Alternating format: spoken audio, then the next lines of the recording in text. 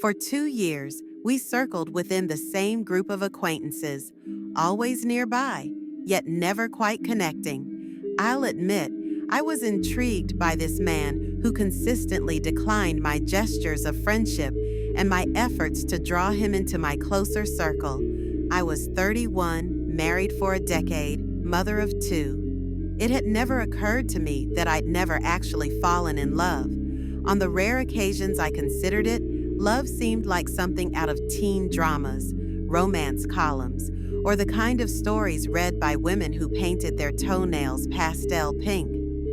Then, one afternoon, he stepped into my home, sat down on my red couch, and told me, plainly, sincerely, that he would love me forever, that he would die for me, leap over the moon, dive to the ocean's floor to bring me whale bones.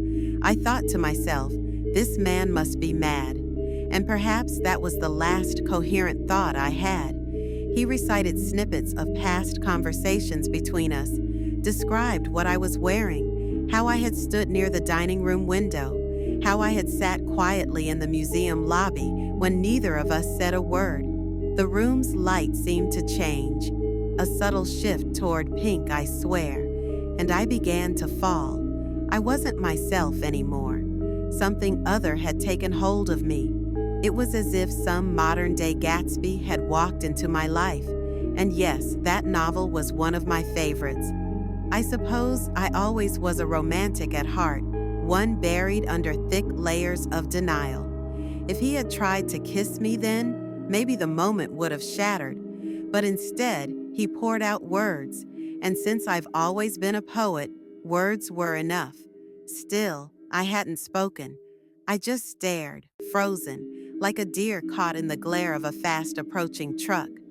When he said he'd be there when everyone else abandoned me, I suddenly felt panic. I let out a nervous laugh, finally found my voice, and told him he had to leave. I said I wouldn't be the tragedy in his story. I clung to the mantel after he stepped out the door. Couldn't move, couldn't speak. But inside me, the part that still believed in impossible love had awakened. She whispered that Daisy was a fool, and only a fool would turn away the kind of love that had just entered the room. But what if it was all fiction? I asked. She replied, I've never heard a lie so exquisitely spoken. And just like that, I felt something inside me say, yes. The unrest vanished. In that strange peace, I understood I didn't need to chase after him or call him later. It was already done, irreversible. The next time I saw him, there was no need for words.